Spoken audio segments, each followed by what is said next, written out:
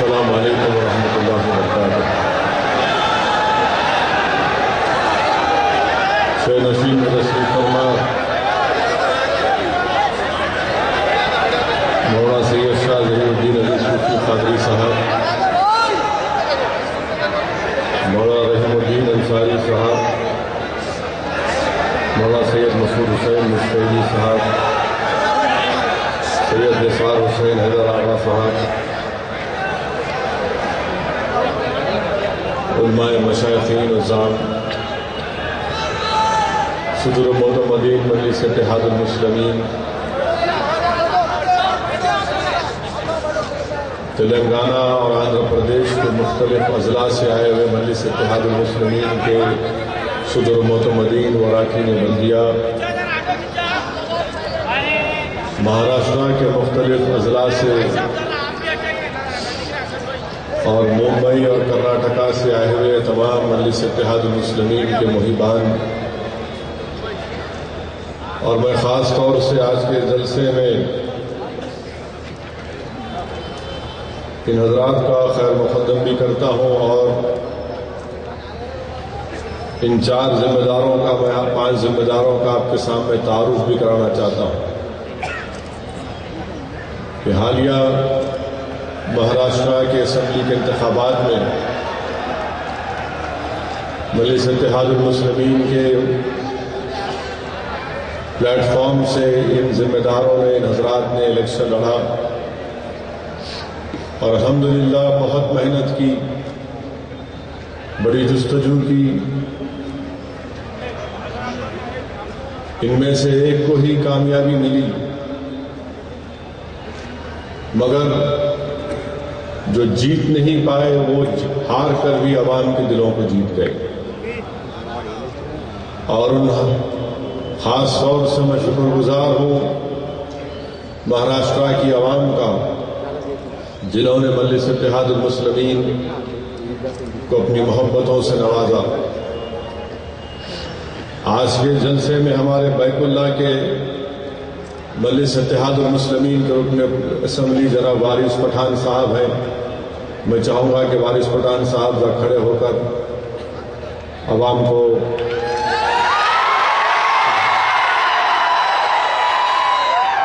جناب وارث پٹھان صاحب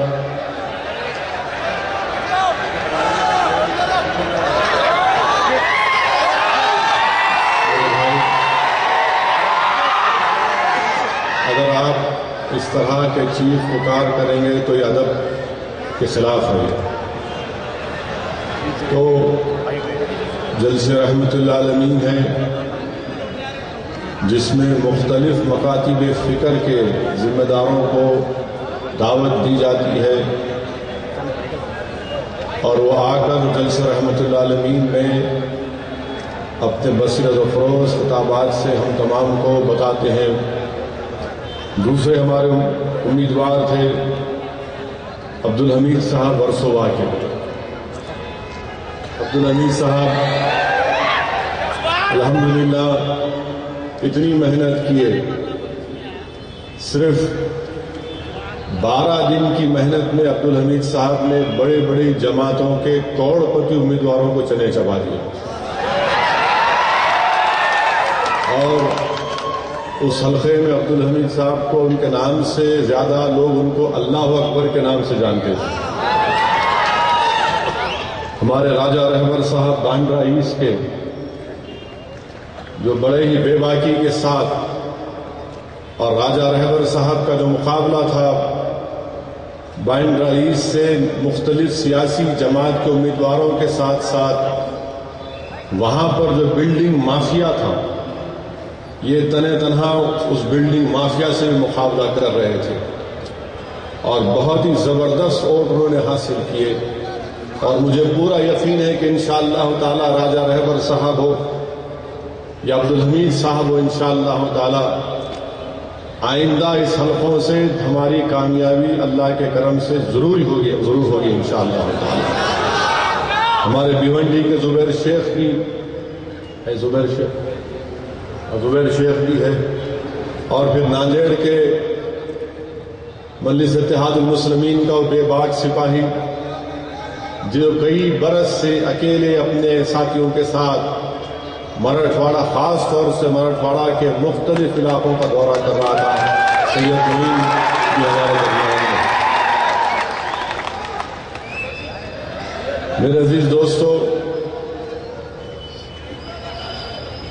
یہ جو میرا اخلاقی فریضہ تھا ہمارے مجلس اتحاد المسلمین کہ جو بیرون ریاست سے مہمان آئے ان کا تعارف کرانا ضروری تھا، کیونکہ مہاراشٹرا کی اسمبلی انتخابات کے عظیم الشان کامیابی کے بعد ہم ایک جلسہ منعقد نہیں کر سکے، تو اس لیے ضروری تھا کہ حیدرآباد کی سرزمین پر ان کا استقبال ہو، ان تمام بہادروں کا۔ دوسری بات جو میں آپ سے کرنا چاہ رہا تھا عزیز دوستو،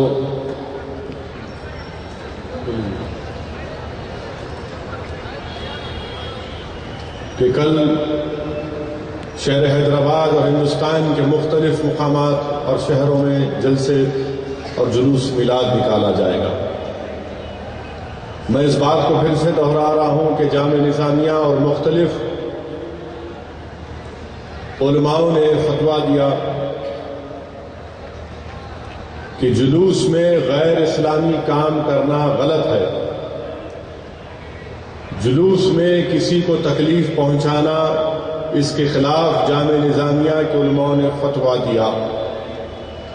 تو کل جو جلوس نکالا جائے گا ہندوستان کے کسی بھی کونے میں، چاہے شہر حیدرآباد ہو یا مہاراشٹرا ہو یا کرناٹک ہو، جہاں کہیں بھی ہو، اس بات کا خاص خیال رکھنے کی بہت ضرورت ہے کہ اس جلوس میں کسی کو تکلیف نہ دیں، کسی کو زحمت نہ ہو اور کوئی غیر اسلامی حرکت ہم نہ کریں۔ جامعہ نظامیہ کا فتویٰ صاف اور واضح طور پر یہ کہتا ہے کہ رنگ ڈالنا، رنگ کھیلنا یہ غلط ہے، یہ حرام ہے، اس کی کوئی اجازت نہیں دیتا دین۔ تو اس بات کا خاص خیال رکھیے کہ کل جلوس میں ایک دوسرے پر رنگ پھینکنا یہ ہمارے مذہب سے یا ہماری تہذیب تمدن سے اس کا کوئی تعلق نہیں، اور اگر کوئی ایسا کر رہا ہے تو غلط کر رہا ہے۔ تیسرا جو علماء نے جس بات کا ذکر کیا کہ جلوس میں ڈی جے رکھنا، بینڈ میوزک رکھنا یہ غلط ہے، دین اسلام اس بات کی اجازت نہیں دیتا آپ کو کہ آپ اللہ کے رسول صلی اللہ علیہ وسلم کی غلامی کا ثبوت دے کر ایک جلوس نکالیں اور شیطان کے گانے پر ناچیں گے آپ، یا آپ رسول اللہ صلی اللہ علیہ وسلم کی غلامی کا ثبوت دو، یا پھر کہہ دو کہ نہیں ہم غلام نہیں، ہم شیطان کے غلام ہیں، نعوذ باللہ۔ خدا نخواستہ ہم شیطان کی غلامی نہیں کرنے آئے ہیں، ہم رسول اللہ صلی اللہ علیہ وسلم کے غلاموں کے غلام ہیں، اور ہم کو اس بات کا فخر ہے کہ ہم ان کی غلامی کا توغ ڈال کر ساری دنیا کو یہ بتا رہے ہیں کہ دیکھو ہم ان کے غلام ہیں، ہم تمہارے غلام نہیں ہیں۔ تو اس لیے نوجوانوں، میں آپ سے ادباً گزارش کر رہا ہوں کہ کل جلوس نکلے گا ضرور انشاءاللہ تعالی، مگر یہ ڈی جے کے بغیر، گانے کے بغیر، اور خاص خیال رکھیے کہ جب جلوس جو راستہ آپ کو دیا گیا پولیس کی طرف سے، انتظامیہ کی طرف سے، اسی راستے پر آپ جائیں گے۔ آپ غیر ضروری نوجوانوں سے میری درد مندانہ اپیل ہے کہ موٹر سائیکل پر بیٹھ کر نہیں وہ گلی میں جانا، ذرا جا کے پکار کے آئیں گے، نہیں، ہم ہرگز کسی گلی میں اس گلی میں نہیں جائیں گے جہاں پر روٹ میں اجازت نہیں ہے۔ جو ذمہ داروں نے آپ کو پولیس سے پرمیشن حاصل کر کے جو روٹ بنایا، جو راستہ بنایا، جو پروگرام بنایا، اس کو آپ پر عمل کرنا ہے۔ ایک اور بات اس میں یہ ہے کہ اگر ظہر کی اذان ہوگی تو جلوس کو رکنا چاہیے۔ نماز پڑھنا ضروری ہے، نماز فرض ہے، جلوس فرض نہیں ہے۔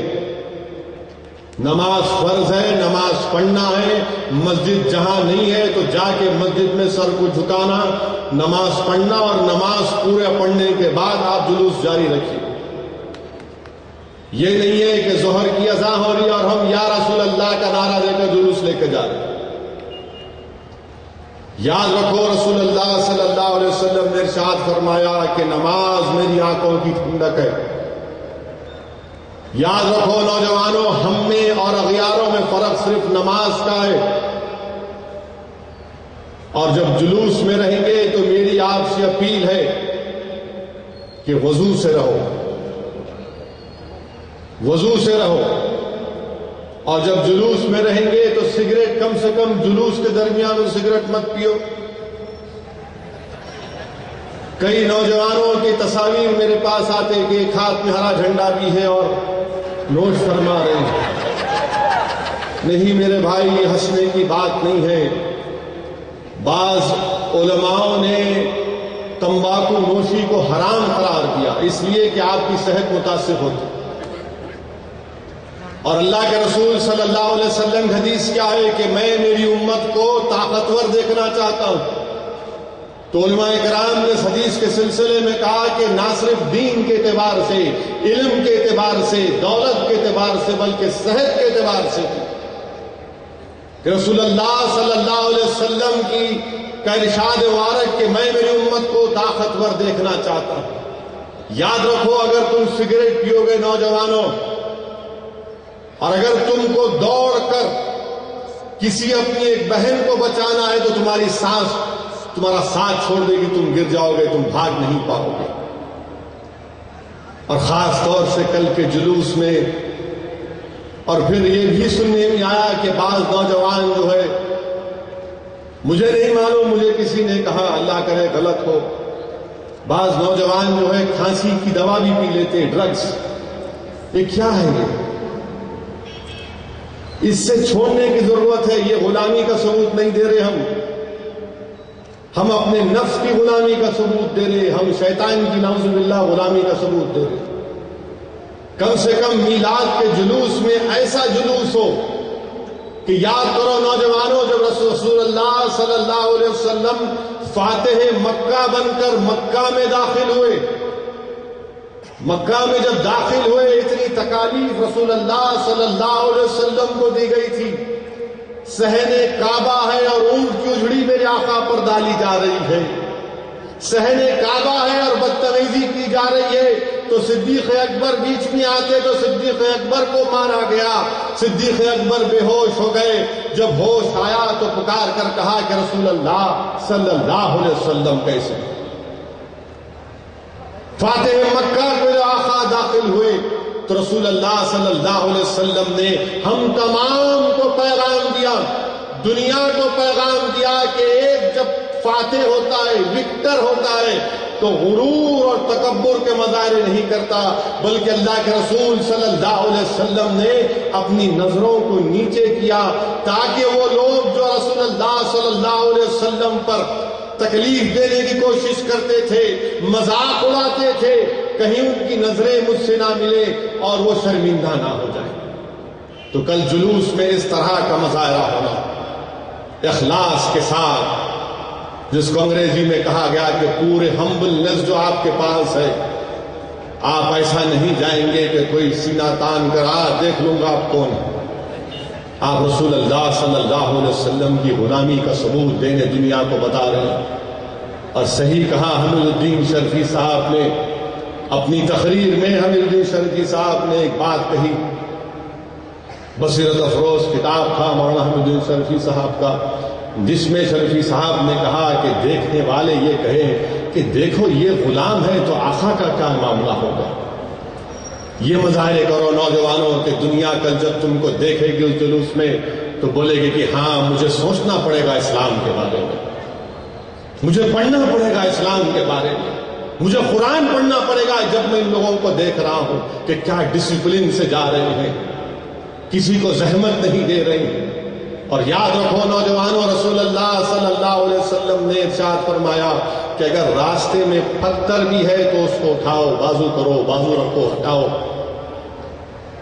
کل جب آپ جلوس میں جائیں گے تو اس حدیث کو یاد رکھو نوجوانوں کہ رسول اللہ صلی اللہ علیہ وسلم نے ارشاد فرمایا تھا کہ راستے میں پتھر بھی ہے تو ہٹاؤ۔ ہم رسول رحمت کی امت ہے، ہم کسی کو زحمت نہیں پہنچائیں گے۔ ہم دنیا میں امن پھیلانے کے لیے آئے ہیں، ہم امن کے سپاہی ہیں، ہم امن کا پیغام دنیا کو دینے والے ہیں۔ ہم شر کا پیغام نہیں دیتے، ہم فساد نہیں برپا کرتے، تو کل کے جلوس میں خاص اس بات کا خیال رکھا جائے کہ نو ڈی جے، نو سگریٹ، نو میوزک، کوئی چیخ پکار، کوئی گلی میں چلے جا رہے، نماز اذان ہو رہی تو نماز نہیں پڑھ رہے، اس کا خیال رکھیے تاکہ دنیا مجبور ہو جائے انشاءاللہ تعالیٰ تمہارے کردار کو دیکھ کر کہ ہاں مجھے سوچنا پڑے گا کہ اسلام یہ ہے۔ اور ہم کر سکتے اپنی اداؤں سے، ہم کر سکتے اپنے کردار سے، دنیا میڈیا چاہے کچھ بھی کہہ لے، اگر ہم اپنا کردار دنیا کے سامنے اس طرح پیش کریں گے تو یقیناً دنیا مجبور ہو جائے گی۔ انشاءاللہ تعالیٰ مجھے اللہ کی ذات پر پورا بھروسہ ہے کہ آپ تمام نوجوان جامع نظامی اور علماؤں کا جو فتویٰ ہے اس پر آپ عمل کریں گے، اور اگر کوئی جذبات میں آ بھی جاتا ہے تو دوسروں کا کام یہ ہے کہ سمجھانا اس کو۔ کل جب تم جلوس میں جاؤ گے یقیناً تم غلامی کا ثبوت دینے آ رہے ہو، مگر یاد رکھو جب تم گھر کو لوٹو گے تو تم کو اپنے آپ میں ایک تبدیلی محسوس کرنا پڑے گا کہ یہ نہیں میرے دوستوں کہ ایک جلوس میں گیا میں اور بہت بڑا کام کر گیا، نہیں میرے دوستوں، کل جب ہزاروں کی تعداد میں نوجوان جلوس میں نکلیں گے، اللہ سبحانہ و تعالیٰ سعودالدین اویسی کو نظارہ دکھا دے دنیا سے جانے سے پہلے کہ وہی ہزاروں کی تعداد میں لوگ ظہر کی نماز کو جائیں، وہی ہزاروں کی تعداد میں لوگ عصر کی نماز کو جائیں، وہی ہزاروں کی تعداد میں لوگ مغرب اور عشاء کو جائیں۔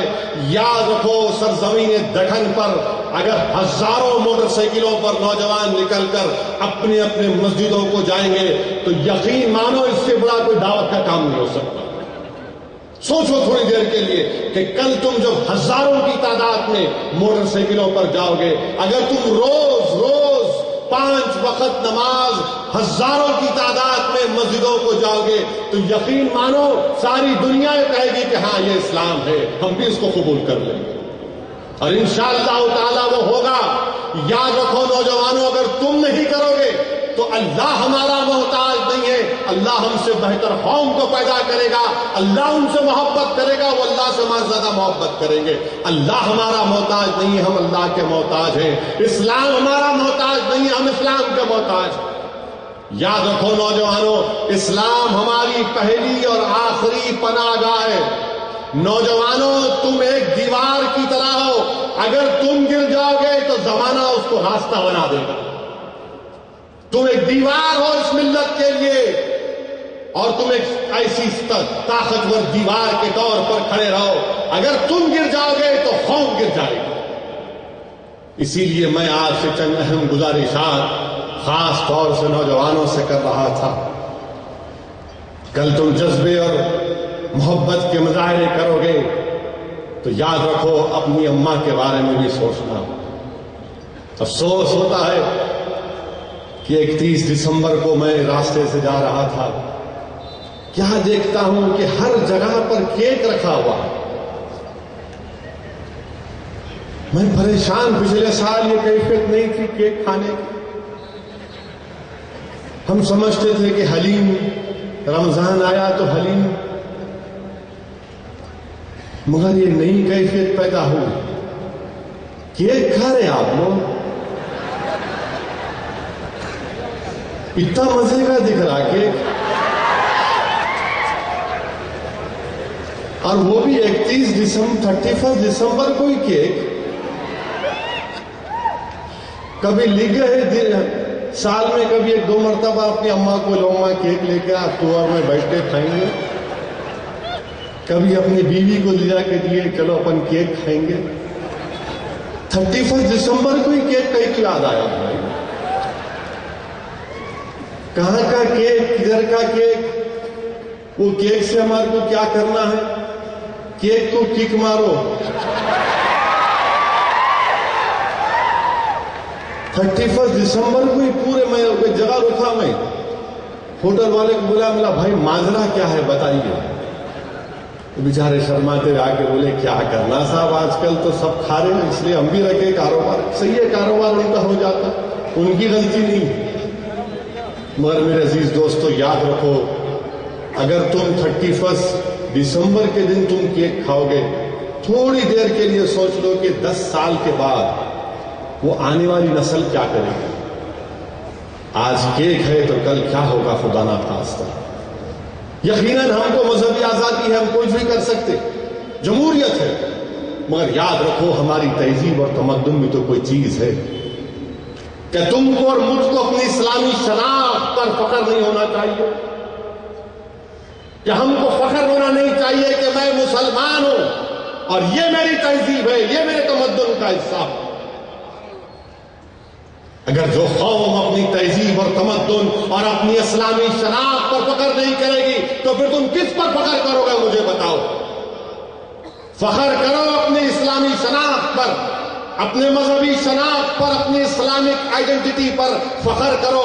इसका हरगिज ये मतलब नहीं है कि हम किसी और मजहब के खिलाफ हैं, हरगिज नहीं है। मगर हमको इस बात की इजाजत है जमहूरियत में कि हम अपनी शनाख्त को बरकरार रखें, अपनी तहजीब और तमद्दुन को बचा के रखें।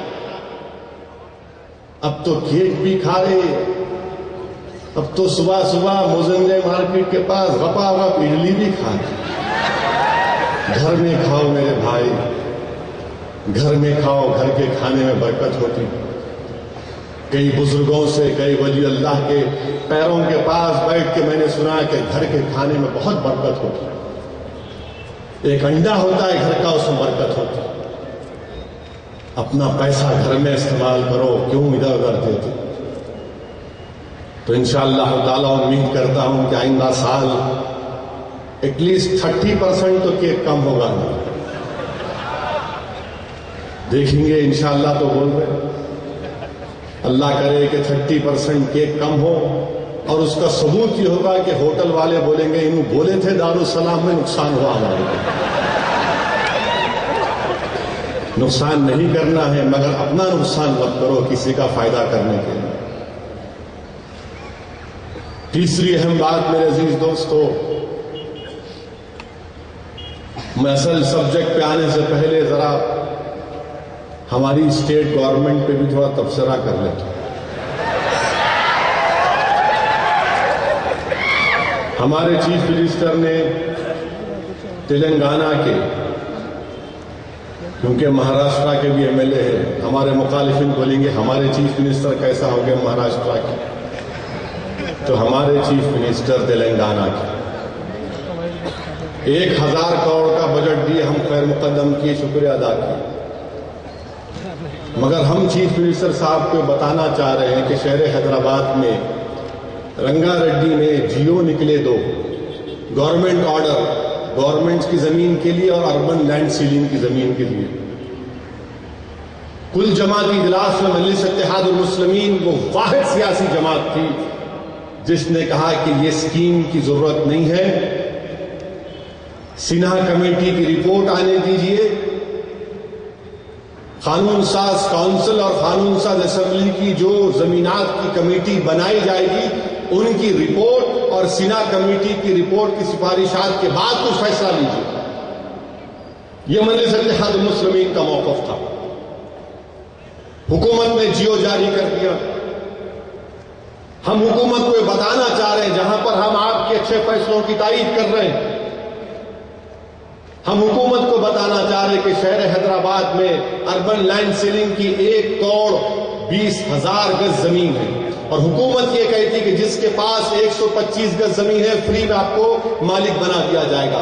126 गज अगर है, यह 125 से 250 गज के दरमियान में है, तो जो भी उस जगह का मार्केट गवर्नमेंट मार्केट वैल्यू होगी उसका 50% आपको रकम देना पड़ेगा। मिसाल के तौर पर अगर 20,000 रुपये है तो 10,000 रुपये एक गज पे देना पड़ेगा। ये गरीब लोग कहां से ला के देंगे? पहले लाइट का बिल इतना बड़ा आता हमारे पास, लाइट के बिल की वजह से हम लोग यूं डालते, उसमें हमारे को लाइट वाले बोलते आप तारीफ कर रहे, हम बोलते उनको हम क्या करना, तुम इतना बड़ा बिल भी जा रहे, क्या करेंगे उन्हें? بولے نہیں صاحب رکاؤ. میں نے رکا نہ کیسا، قیمتیں کم کرو. لائٹ کے بل کی وجہ سے ہم پریشان. پانی 1 دینار 2 دینار آڑ آتا مگر بل برابر آ جاتا ماہانہ. پراپرٹی ٹیکس مجلس اقتدار میں نہیں ہے بلدیہ میں تو ہلو بڑھا دیے کمشنر بلدیہ. قیمتیں بڑھ رہی ہیں. اگر 1,20,000 گز زمین شہر حیدرآباد اور میں اگر ہے اربن لینڈ سیلنگ کی تو کہاں سے غریب لا کے دے گا؟ میں حکومت سے پوچھنا چاہ رہا ہوں کہاں سے لا کے دے گا غریب؟ اور پھر وہ زمین کے لیے پیسے دینے کے بعد اس کو لے آؤٹ ریگولیشن کرانا پڑے گا، بلڈنگ کو ریگولیشن کرنا پڑے گا، کہاں سے لا کے دے گا؟ گورنمنٹ کی زمین اربن لینڈ سیلنگ سے ہٹ کر 1,20,000 ہوگی. یقیناً تلنگانہ کی حکومت کو پیسوں کی ضرورت ہے. ہم بھی چاہتے ہیں کہ آپ کا پیسے آپ کے پاس آئے، ترقیاتی کام، اس کے ہم ہرگز خلاف نہیں ہیں. مگر جو لوگ غریب ہیں، جہاں پر 30-40 سال سے اپنے گھر بنا کر رہ رہے ہیں، اچانک اگر کوئی آ کر بولے گا urban land ceiling government land, کہاں سے لا کے دیں گے؟ حکومت سے مطالبہ کرتے ہیں، چیف منسٹر سے مطالبہ کرتے ہیں کہ آپ اس کا سرنو جائزہ لیجئے، اس میں غریب لوگوں کو رعایت دیجئے. اس میں سوال مسلمان ہندو کا نہیں ہے، دلت کا نہیں ہے، تمام غریب ہیں. ہاں جو بڑے بڑے چور، لینڈ گریبرز جو 1-1 ایکڑ 2-2 ایکڑ پر چوروں کی طرح بیٹھے ان کو تو فائدہ ہو جائے گا، مگر ایک غریب جو 100 گز یا 150 گز پہ اپنا گھر بنایا وہ نہیں دے سکتا 2 لاکھ روپے بھی آج کے زمانے میں. اس میں اتنی استطاعت نہیں ہے، قرضوں میں ڈوبے ہوئے ہیں، کہاں سے لا کے دیں گے؟ اسی لیے اس عوامی جلسے کے ذریعے ہم حکومت سے مطالبہ کرتے ہیں کہ حکومت تلنگانہ اس پر سرنو جائزہ لے ان دونوں جیوز کا. دوسری بات یہ ہے کہ مسلمانوں کو، عیسائیوں کو، اقلیتوں کو فی ریمبرسمنٹ ملتا. 2013 کے 165 کروڑ جو بچے کالجوں میں پوسٹ میٹرک اسکالرشپ میں جو پڑھ رہے ہیں، ڈگری، انجینئرنگ، MBBS، M.Com جو پڑھ رہے ہیں، 2013 کی فیس اب تک نہیں گئی. کالج والے بچوں کو ایگزام میں نہیں بٹھا رہے. جو بچے پاس کر لیے سرٹیفکیٹ نہیں دے رہے کالج والے کیونکہ حکومت سے فیس نہیں آئی. 165 کروڑ کی حکومت فوراً اس کو جاری کرے. اور اس سال 2014 کے لیے جو فاسٹ بنایا گیا ہے اسکالرشپ کے لیے، یہ فاسٹ جا کے سلو ہو گیا. اس کو فاسٹ رکھیے مگر کھولیے. اور جو لوگوں کو بینک سے لون ملنا ہے، ابھی 8-7-8 ہزار لوگوں کو 30-40 کروڑ روپے ہے، حکومت فوراً بینکوں سے میٹنگ کر کے اس کا انتظام کرے. یقیناً ہم چیف منسٹر جو 1,000 کروڑ کا اعلان کرے اقلیتی بہبود کے لیے، ہم اس کا ویلکم کرتے ہیں، مگر اس کے تعلق سے بھی 7 مہینے ہو چکے سال کے، اس میں تعلق سے پیسے اور جاری کریں. یہ بڑا اقدام حکومت کا ہم نے اسمبلی میں اراکین مجلس نے اس کا خیر مقدم کیا. ہمارے چیف منسٹر نے بیان بھی دیا نظام دکن کے بارے میں، صحیح بیان تھا. بی جے پی کو، RSS کو بڑی تکلیف ہوئی، کیسا بولے نظام کے بارے میں. اگر کوئی تاریخ کو پڑھے گا، جو ترقیاتی کام نظام دکن کے دور میں ہوئے، جب سے یہ اسٹیٹ بنا 56 سے 2014 تک، جو نظام دکن پر انگلیاں اٹھا رہے ہیں اور ساتھ میں بولتے ہیں مجلس بھی ان کی ملی ہوئی ہے. اچھا ہے، ٹھیک ہے، آپ بتا دو کہ آپ 56 سے 2014 میں کیا دیا ہم کو. ایک دواخانہ نہیں بنایا، ہائی کورٹ وہی پرانی، عثمانیہ وہی پرانا، گنڈی پیٹ وہی، حمایت ساگر وہی. ارے دریائے کرشنا کا پلان بھی نظام کے زمانے میں بنا تھا. مگر ہم حکومت سے مطالبہ کرتے ہیں کہ جو زمینات government land, urban land ceiling کا جو جاری کیا گیا، حکومت اس پر سر نو جائزہ لے. غریبوں کے پاس اتنے پیسے نہیں ہیں دینے کے لیے. اگر حکومت یہ سمجھ رہی کہ 12,000 کروڑ روپے ہمارے کو اربن لینڈ سیلنگ کے ریگولائزیشن میں ملیں گے، 12,000 کروڑ روپے ہم کو گورنمنٹ لینڈ میں ملیں گے، نہیں ملے گا آپ کو. 2008 میں بھی 600 کروڑ کچھ ملے تھے، اس کے بعد لوگ نہیں پڑے. 2002 سے 2008 4 جیو ایشو ہوئے، کچھ فائدہ نہیں۔ جب حکومت بڑے بڑے کمپنیز کو 100 ایکڑ 200 ایکڑ دینے تیار ہے تو غریبوں کو دے دو آپ۔ جب تلنگانہ بنا ہے تو عوام کو بھی فائدہ ہونا چاہیے، اسی لیے ہم حکومت سے مطالبہ کرتے ہیں کہ اس پر غور کیا جائے، اور غریب میں اتنی استطاعت نہیں ہے کہ وہ مارکیٹ ویلیو کا 50% دے، اور یہ بھی کہا گیا کہ 10 دن کے اندر اس کا 20% کا چیک دینا، کہاں سے لائیں گے غریب لوگ؟ یہ نہیں ہونے والا ہے، حکومت کو پیسے بھی نہیں ملیں گے۔ ریئلسٹک اپروچ اڈاپٹ کرنے کی ضرورت ہے گورنمنٹ کو۔ تیسری بات ہے عزیزان ملت کہ الحمدللہ دارالسلام کی اس مبارک سرزمین پر جشن رحمت اللہ عالمین کا انعقاد عمل میں لایا جا رہا ہے، اور ماہ ربیع الاول کی ایک بہت بڑی فضیلت ہے۔ علماء کرام نے اس کی تصریح فرمائی کہ اس ماہ مبارک میں اللہ کے رسول صلی اللہ علیہ وسلم کی تشریف آوری ہے۔ بعض علماء کرام نے لکھا کہ اس ماہ مبارک کا مرتبہ ماہ رمضان کے برابر ہے، اس سے بڑا بھی ہے، کیونکہ اس میں قرآن کو نازل کیا گیا تو اس میں صحابہ قرآن تشریف لائے گا۔ اگر رسول اللہ صلی اللہ علیہ وسلم نہ ہوتے تو رمضان، زکوٰۃ، قرآن ہم کو نہیں ملتی، اگر ملی ہے تو صدقہ نبی کریم صلی اللہ علیہ وسلم کا۔ اسی لیے حدیث قدسی ہے کہ اللہ فرماتا ہے کہ اے میرے محبوب، اگر ہم آپ کو نہ پیدا کرتے تو کائنات کا ذرہ بھی ہمارے وجود میں نہیں آتا۔ عزیزان ملت اسلامیہ، میرے ملت کے غیرت مند نوجوانوں، اللہ سبحانہ و تعالیٰ نے انسان کو کئی نعمتوں سے نوازا۔ اللہ نے انسان کو آنکھ دیے تاکہ اس آنکھ کے ذریعے اس کے قدرت کے نظاروں کو دیکھ سکے۔ اللہ نے انسان کو زبان دیا، کان دیا، دماغ دیا سوچنے اور سمجھنے کے لیے۔ یہ ایسی نعمتیں ہیں کہ ساری کائنات اس کی قیمت نہیں بن سکتی، اور اسی لیے اللہ سبحانہ و تعالیٰ نے قرآن کریم میں ارشاد فرمایا۔ اس آیات کا ترجمہ یہ ہے کہ اللہ فرماتا ہے کہ اگر تم میری نعمتوں کا شمار کرنا چاہو تو نہیں کر سکو گے۔ اور کہیں پر بھی اللہ نے فرمایا کہ انسان میں تو دماغ دے کر اس پر بہت بڑا احسان کیا، مگر جب کائنات میں اپنے حبیب محمد مصطفیٰ صلی اللہ علیہ وسلم کو بھیجا تو اللہ سبحانہ و تعالیٰ نے قرآن کریم میں ارشاد فرمایا۔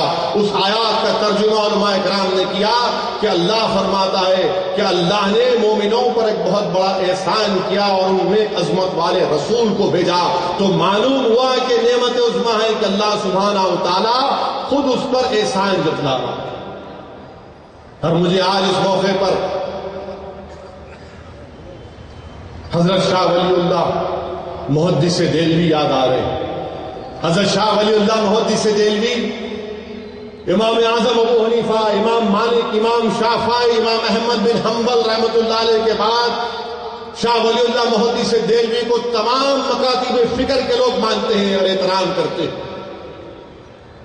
حضرت شاہ ولی اللہ محدث دہلوی اپنی کتاب دور زمین میں اپنے والد کا واقعہ لکھتے ہیں کہ آپ کے والد شاہ عبد الرحیم ہر 12 ربیع الاول کے دن کھانا پکاتے اور غریبوں کو کھانا کھلاتے۔ ایک دن ان کے والد کے پاس کسم پرسی اور غربت کی وجہ سے بہت کم پیسے تھے، تو آپ نے بھنے ہوئے چنے خریدے اور اس کو غریبوں میں غرباؤں میں تقسیم کر دیا۔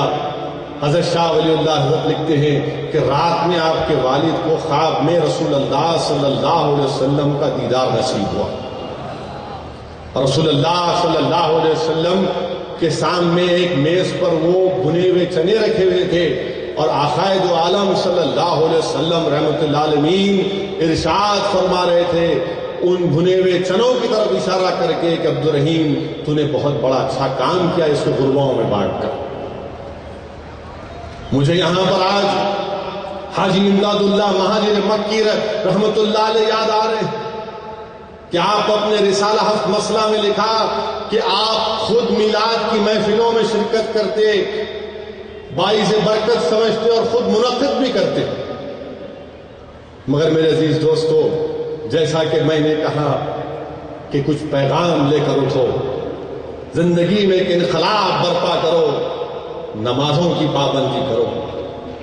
یاد رکھو اگر کوئی اس مجلس میں آج کے جلسے میں کوئی علم والا بھی ہے تو یاد رکھو حضرت ابو الحسن شاذلی رضی اللہ تعالیٰ عنہ نے کیا کہا تھا، علم جس کے پاس علم ہے حضرت ابو الحسن شاذلی رضی اللہ تعالیٰ نے ارشاد فرمایا کہ علم تم کو اس وقت تک ساتھ نہیں دیتا، اس وقت تک اس سے فائدہ نہیں ہوتا اگر تمہارے لیے نقص ہیں۔ 4 نقص ابو الحسن شاذلی نے کہا۔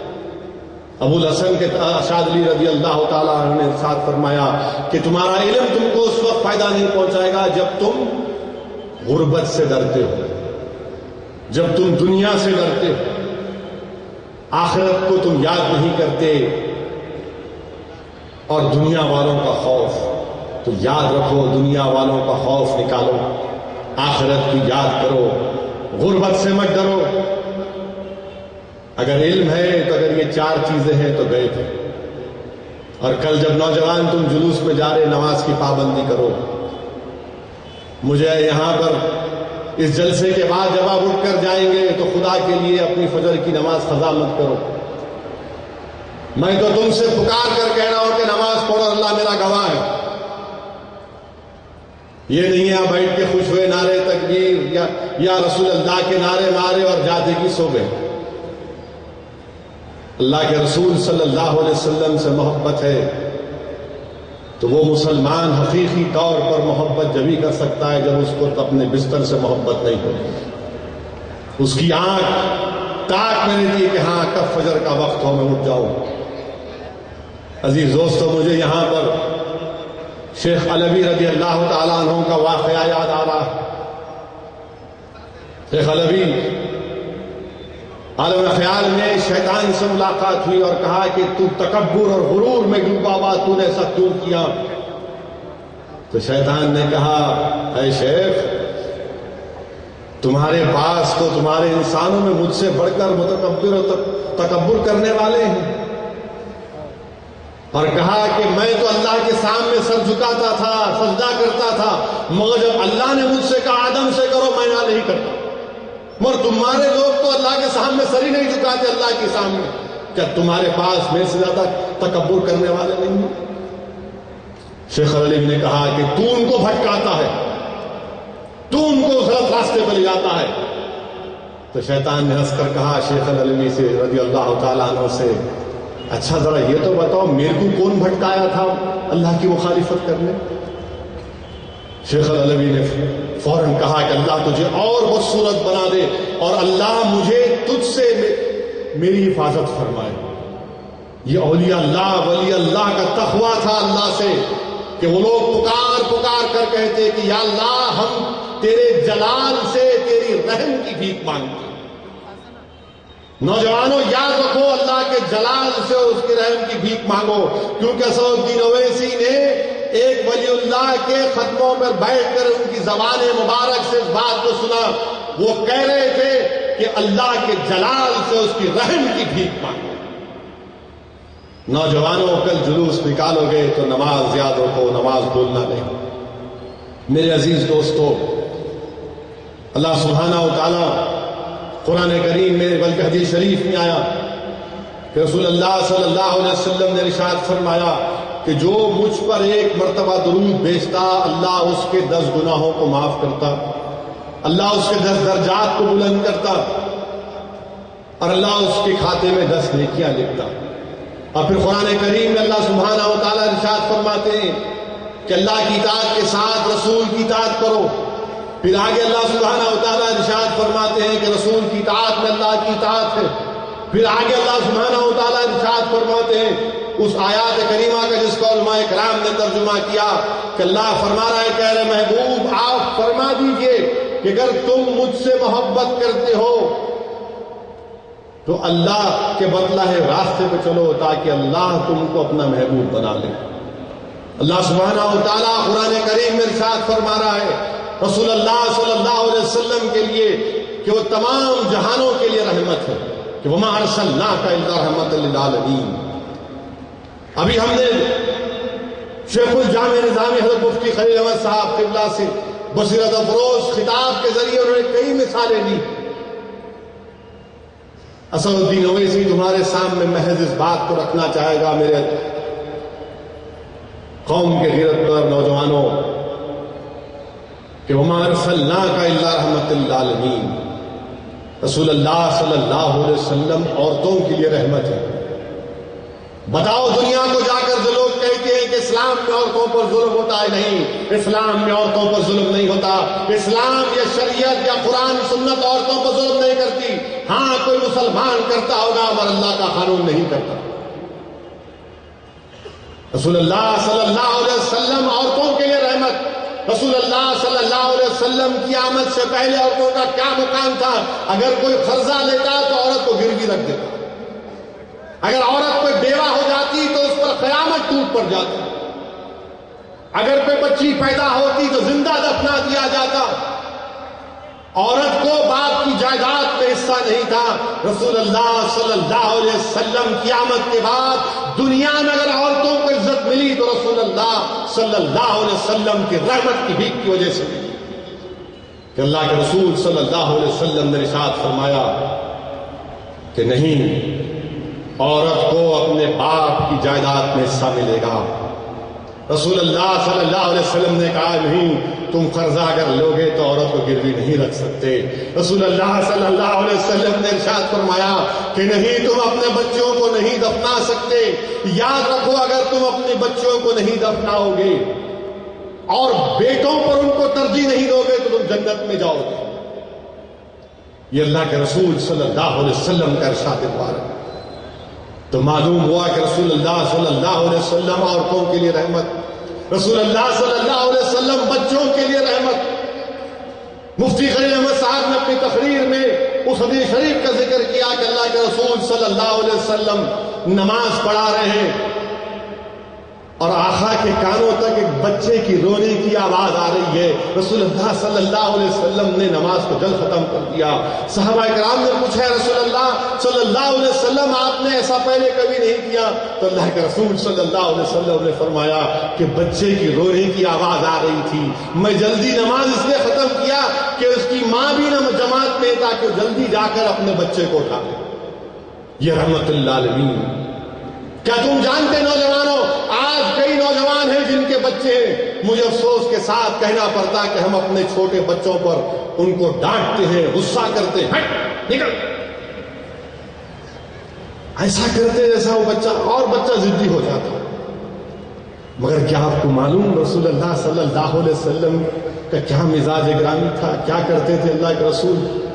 نماز فجر کے بعد مسجد نبوی کے سامنے پورے بچے کھڑے ہو جاتے۔ نماز فجر کے بعد رسول اللہ صلی اللہ علیہ وسلم مسجد نبوی سے نکلتے تو بچے دوڑ کر جا کر رسول اللہ صلی اللہ علیہ وسلم کے ہاتھ کو پکڑ لیتے، کوئی دامن رحمت کو پکڑ لیتا اور رسول اللہ صلی اللہ علیہ وسلم سے لپیٹ جاتے۔ اللہ کے رسول صلی اللہ علیہ وسلم ان پر غصہ نہیں کرتے۔ آپ کو معلوم کہ حدیث میں آیا کہ فجر کی نماز کے بعد معصوم بچے برتنوں میں پانی لے کر ٹھہرتے مسجد نبوی کے سامنے، اور رسول اللہ صلی اللہ علیہ وسلم آ کر اپنا دست مبارک اس میں ڈالتے ہیں پانی کے برتنوں میں، اور بچے خوش ہو جاتے۔ کیا تم کو معلوم کہ رسول اللہ صلی اللہ علیہ وسلم بچوں سے کہتے کہ سب ایک لائن میں کھڑے ہو جاؤ، اور جو پہلے آ کر ریس جیتے گا مجھے چھیے گا، میں اس کو انعام دوں گا۔ تو بچے آ کر رسول اللہ صلی اللہ علیہ وسلم پر چھاتی سے لگ جاتے، کوئی سینے پر گر جاتے۔ یہ رسول اللہ صلی اللہ علیہ وسلم اپنے بچوں کے لیے رحمت ہے۔ اللہ کے رسول صلی اللہ علیہ وسلم کے صاحبزادے حضرت ابراہیم رضی اللہ تعالیٰ عنہ کہ جب آخری وقت تھا، اللہ کے رسول صلی اللہ علیہ وسلم کے آنکھ میں آنسو آ گئے۔ صحابہ کرام نے پوچھا، یا رسول اللہ آپ کو آنکھ میں آنسو آ گئے؟ تو اللہ کے رسول صلی اللہ علیہ وسلم نے فرمایا کہ ہاں، یہ رحمت ہے اللہ کی، میرے آنکھ میں آنسو ہے، میرا دل غمگین ہے، مگر میں اللہ کے فیصلے سے راضی ہوں۔ رسول اللہ صلی اللہ علیہ وسلم بچوں کے لیے رحمت۔ کیا تم کو معلوم کیا رسول اللہ صلی اللہ علیہ وسلم دنیا کے لیے رحمت جب ہم کہتے ہیں کیا ہے وہ؟ پہلے یہ تھا کہ اگر کسی کے کپڑے پر پیشاب گر جاتا تو اس کپڑے کو کاٹ دیتے، اگر کسی سے گناہ ہوتا تو اس کو جان دے دینا پڑتا، اگر کسی کا قتل ہوتا تو خون کے بدلے پیسوں اس کو ہی مار دیتے تھے۔ زکوٰۃ کا کیا حصہ تھا؟ چوتھائی حصہ تھا۔ رسول اللہ صلی اللہ علیہ وسلم کی آمد کے بعد کہا گیا کہ جس کپڑے کے حصے پر پیشاب کا قطرہ گرا اس کو دھو، صاف کرو۔ زکوٰۃ کا حصہ کہا گیا کہ 40واں حصہ۔ عزیز دوستو، یہ رسول اللہ صلی اللہ علیہ وسلم کی رحمت۔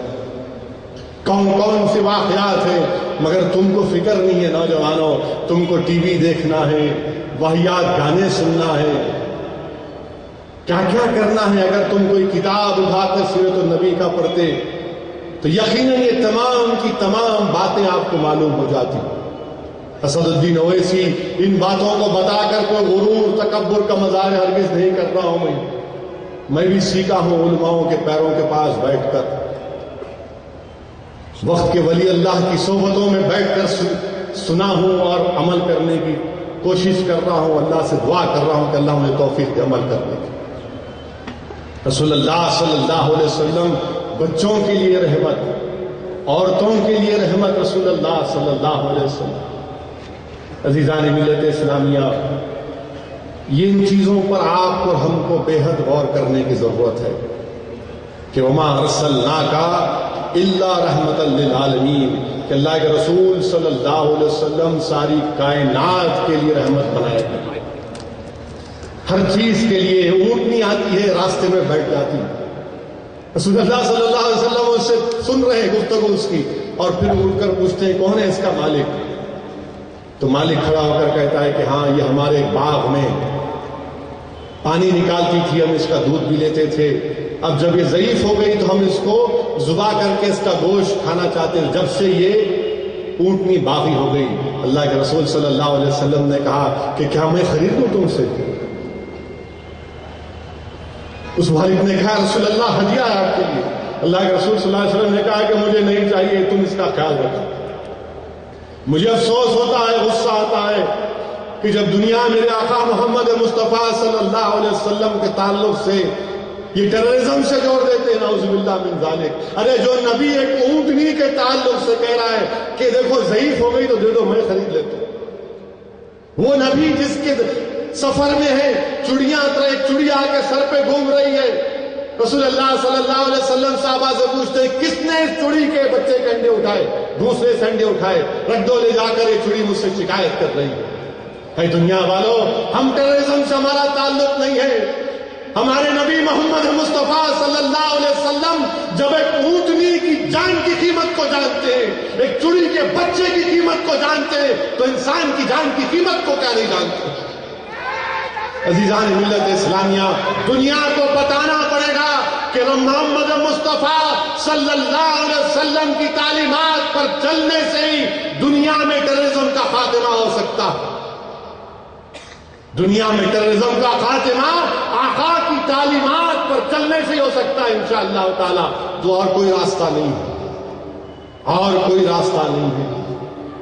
اسی لیے رسول اللہ صلی اللہ علیہ وسلم فرما رہے ہیں یتیموں پر رحم کرو۔ آقا عالم صلی اللہ علیہ وسلم، آپ کے والد نہیں تھے، ماں نہیں تھے، رسول اللہ صلی اللہ علیہ وسلم ارشاد فرما رہے کہ جب آپ اس دنیا میں آئے، حدیث شریف میں آیا رسول اللہ صلی اللہ علیہ وسلم فرمایا کہ سب سے بہترین گھر مسلمان کا کون ہے؟ جس میں یتیموں کے ساتھ اچھا برتاؤ کیا جاتا ہے۔ سب سے خراب گھر مسلمانوں کا کون ہے؟ جس میں یتیموں سے غلط برتاؤ کیا جاتا ہے۔ تو یاد رکھو، بڑے بڑے گھروں میں کوئی بیٹھے ہوئے ہیں اور کسی کا باپ نہیں ہے، اگر تم یتیموں کا خیال نہیں رکھ رہے تو یاد رکھو رسول اللہ صلی اللہ علیہ وسلم نے ارشاد فرما دیا کہ تمہارا منصب، تمہارا مقام، اس کی کوئی اہمیت نہیں ہے۔ تمہارا گھر اچھا گھر ہوگا جب یتیموں پر رحم کیا جائے گا۔ ایک صحابی نے آ کر پوچھا یا رسول اللہ صلی اللہ علیہ وسلم، میرا دل بہت سخت ہو گیا، کیا کروں؟ رحمت اللہ علیہ نے ارشاد فرمایا یتیموں کا سر پھیرو اور ان کو کھانا کھلاؤ، تمہارا سخت دل نرم پڑ جائے گا۔ عزیزان ملت اسلامیہ، اسی لیے اللہ نے فرمایا کہ وما ارسلناک الا رحمۃ للعالمین۔ میرے عزیز دوستو، دوسری اہم بات کہ آج ہمارے ملک کے جو حالات ہیں، ہر طرف سے ہم کو بولے جا رہے ہیں گھر واپسی، گھر واپسی، گھر واپسی، گھر کو آ جاؤ بول رہے۔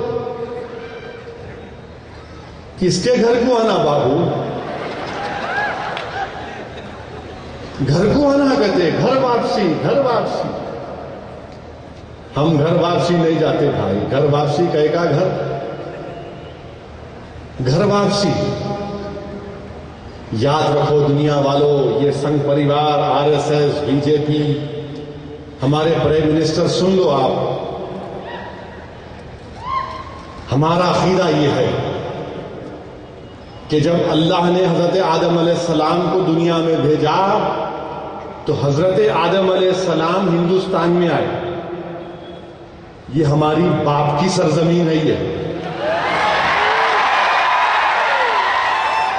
ہم تمام ساری کائنات کیا ہے؟ بنی آدم ہے نہیں ہے. جس گھر میں ابا آئے تو ابا کا ہوگا نہیں ہوگا. یہ ہمارے باپ کی سرزمین ہے. پورا ملک ہمارا ہے، تم گھر کی بات کر رہے ہو. اور یہ کیا سرزمین ہے ہندوستان کی؟ سنو RSS والوں، یہ جو ہندوستان کی سرزمین کے تعلق سے رسول اللہ صلی اللہ علیہ وسلم نے ارشاد فرمایا کہ مجھے یہاں سے ٹھنڈی ہوا کی خوشبو آتی ہے. تو یہ ہماری باپ کی سرزمین بھی ہوئی، اور یہاں سے ٹھنڈی ہوائیں جو خوشبو آ رہی ہے، صبح قیامت تک یہی ٹھنڈی خوشبو ہوائیں توحید اور رسالت کی چلتے رہیں گی. دنیا کی کوئی طاقت نہیں ہے جو ہم کو لا الہ الا اللہ محمد رسول اللہ بولنے سے روک سکے. اور عزیز دوستو، افسوس تو مجھے اس بات کا ہوتا ہے کہ ہمارے کو تبدیل کرنے کی قیمت 5 لاکھ کا تھی. Only 5 lakhs? What a joke! Only 5 lakhs? ارے پیارے، اگر میں ہمارے پرانے شہر کی زبان میں جواب دوں گا تو بولیں گے ارے 5 لاکھ بول رہا. 5 لاکھ کا تو خالی زردے کا پان کھا کے پھوٹوں میں 5 لاکھ بول رہا. 1,000 کا پان کھاتے کھاتے آج کل اللہ اکبر. ہمارے رشتے کے بھائی بھی ہیں، ان کو بڑا شوق شام ہوئی کی کھانا پان. ایئر کنڈیشن پان بھی نکلا سنا آج کل. وہ حلق کو کلیجے ٹھنڈک پہنچاتا کہتے ہیں. 5 lakhs for a Muslim, 2 lakh for Christian. کیا ہے بھائی؟ چنے خرید رہے. ہم 5 لاکھ میں رسول اللہ صلی اللہ علیہ وسلم کی غلامی کا توق نکال کے آ جائیں گے؟ نہیں. 5 لاکھ نہیں، 5 کروڑ نہیں، 5,000 کروڑ نہیں، 5 بلین ڈالر نہیں، ساری دنیا کی دولت بھی تو ہمارے قدموں میں لا کر رکھ دو گے، تب بھی ہم اسلام کو نہیں چھوڑیں گے انشاءاللہ. ہم اسلام کو نہیں چھوڑ رہے کیونکہ دین فطرت ہے. ہر کوئی جو دنیا میں پیدا ہوتا، سن لو RSS والوں، ہر کوئی جو دنیا میں پیدا ہوتا مسلمان پیدا ہوتا. اس کا ماحول، اس کے ماں باپ اس کو دوسرے مذہبوں کو لے کے چلے آتے، وہ تمہاری مرضی. اور صحیح کہا مفتی خلیل احمد صاحب نے کہ دین میں کوئی زور زبردستی نہیں، ہدایت تو سب کے سامنے ہے. اللہ نے قرآن میں فرما دیا کہ دین میں کوئی زبردستی نہیں ہے. جو کوئی بھی پیدا ہوتا ہے، ہمارا ماننا ہے، آپ لوگ کو مانو، ہمارا ماننا ہے جو کوئی پیدا ہوتا ہے انہیں مسلمان پیدا ہوتا. آپ آؤ واپس. اور ہم کچھ پیسہ نہیں دے سکتے بھائی آپ کو، ہمارے گھر کچھ بھی نہیں ہے. ہم آپ کو صرف اتنا بول سکتے ہیں کہ دین اور دنیا کی کامیابی کی گارنٹی آپ کون دے سکتے؟ آ جاؤ. ہم تمام تو بنی آدم ہیں نا. اب باقا ملک ہے یہ. Welcome, please come back. ہم ہاتھ اٹھا کر آپ کو بول رہے ہیں آ جاؤ، آ جاؤ، ویلکم، کم بیک. کہاں جا رہے ہو اتنی دور؟ یہاں آ جاؤ. 5 لاکھ یہ تو کہتے ہیں نا تبدیل ہو جاتے، ہمارے کو تبدیل کرتے کوئی تبدیل نہیں ہو سکتے. نوجوانوں، جا کر بخاری شریف کی 7ویں حدیث، جس کو علماء کرام نے کہا کہ ہرخل کی حدیث، جس میں عیسائی پوپ اور پادریوں نے کہا کہ جس کے دل میں سوچ اور فکر میں اسلام پیوست کر جاتا ہے وہ اسلام اور بڑھتا جاتا ہے اور بڑھتا جاتا ہے. یہ حدیث میں کہا گیا بخاری شریف میں۔ اور نوجوانوں یاد رکھو، رسول اللہ صلی اللہ علیہ وسلم نے کہا کہ آخری زمانے میں حدیث کے الفاظ آقا نے فرمایا صلی اللہ علیہ وسلم نے کہ اپنے دانتوں سے اپنے دین کو بچا کے رکھیں، اپنے دانتوں سے اپنے دین کو بچا کے رکھیں۔ یہ اللہ کے رسول صلی اللہ علیہ وسلم نے ارشاد فرمایا۔ ڈرنے اور گھبرانے کی ضرورت نہیں ہے، ہرگز نہیں ڈریں گے انشاءاللہ تعالی۔ میں پارلیمنٹ میں بھی کہا کہ تم سے ڈرنے والا نہیں ہوں میں، اور جب میں کھڑے ہو کر بولتا ہوں تو میں اپنے انفرادی ذات کی کبھی خدا نخواستہ بات نہیں کر رہا ہوں، میں ہندوستان کے 15 کروڑ غیور مسلمانوں کی ایک بے باک آواز بن کر تم سے کہہ رہا ہوں کہ ہم تمہارے جیسے جوکروں سے ڈرنے والے نہیں ہیں۔ تم ہم کو ہمارے مذہب سے دور نہیں کر سکتے۔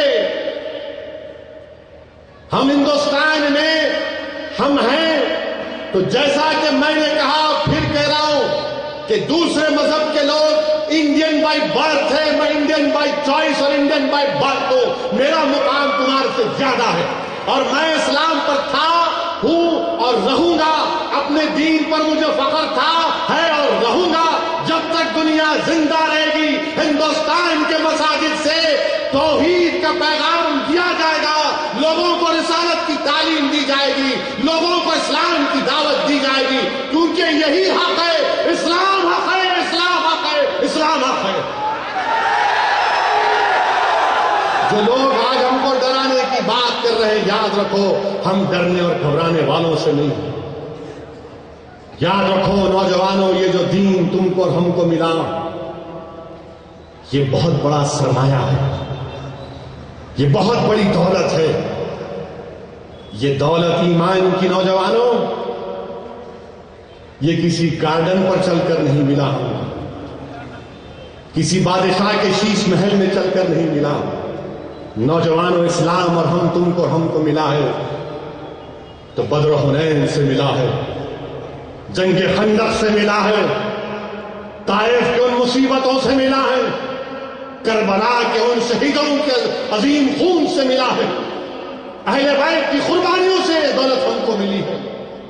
عباس علمبردار کو اپنے بازو کو قربان کرنا پڑا، تب جا کر ہم کو یہ ہمارا سرمایہ ہے، ہماری دولت ہے۔ ہر کوئی ہم کو کہے گا کہ دولت 5 لاکھ، میں 5 لاکھ کا پان کھا رہا آج کل، کیا بولنا مت کرو، وہ جو کبھی نہیں سنتا۔ تاریخ یہ بتاتی ہے عزیزان ملت، تاریخ اسلام ہم کو پیغام دیتا ہے کہ صہیب رومی رضی اللہ تعالیٰ عنہ روم سے آ کر اسلام قبول کیے، اور صہیب رومی نے خوب دولت کمائی، تجارت کی۔ اللہ کے رسول صلی اللہ علیہ وسلم کی ہجرت فرمانے کے بعد آپ کا دل تڑپ رہا تھا، تکلیف میں گئی کہ نہیں میں بھی چلے جاؤں رسول اللہ صلی اللہ علیہ وسلم کے پاس۔ جب صہیب رومی جا رہے تھے تو کفاران مکہ نے روک کر کہا کہ صہیب رومی تم ضرور مدینے کو جا سکتے مگر دولت چھوڑ کے جانا۔ حضرت صہیب رومی رضی اللہ تعالیٰ عنہ نے ارشاد فرمایا، دیکھو میں جب تیر کمان اٹھاتا ہوں تو کوئی میرے سامنے سر نہیں ٹکتا، مگر میں میرے آقا محمد مصطفیٰ صلی اللہ علیہ وسلم کے پاس جا رہا ہوں، تم کو یہ دولت کیا ہے، قربان ان پر جتنا دولت لوٹنا ہے لوٹ لو، پوری دولت چھوڑ کر مدینے چلے گئے۔ ایک اور صحابی رسول تھے، آپ اور آپ کے بچے، آپ کی بیوی اور بچے کو لے کر مدینہ جا رہے تھے، تو کفاران مکہ نے کہا کہ نہیں آپ نہیں جا سکتے، یہ ہمارے قبیلے کی بچی ہے، یہ ہمارا بچہ ہے، آپ کو جانا اکیلے چلے جاؤ۔ تو آپ نے کہا کہ میں اپنی بیوی بچوں کو قربان کر دیتا ہوں رسول اللہ صلی اللہ علیہ وسلم پر، چلے گئے۔ جنگ بدر میں لوگ کفاران مکہ شہید مر گئے تھے، ان کی لاشوں کو گلے میں ڈالا جا رہا تھا۔ حضرت حذیفہ دیکھ رہے تھے، ان کے والد قطبہ کی لاش کو بھی کھینچ کر گڑھے میں ڈالا جا رہا تھا، تو آپ کے آنکھ میں آنسو تھے۔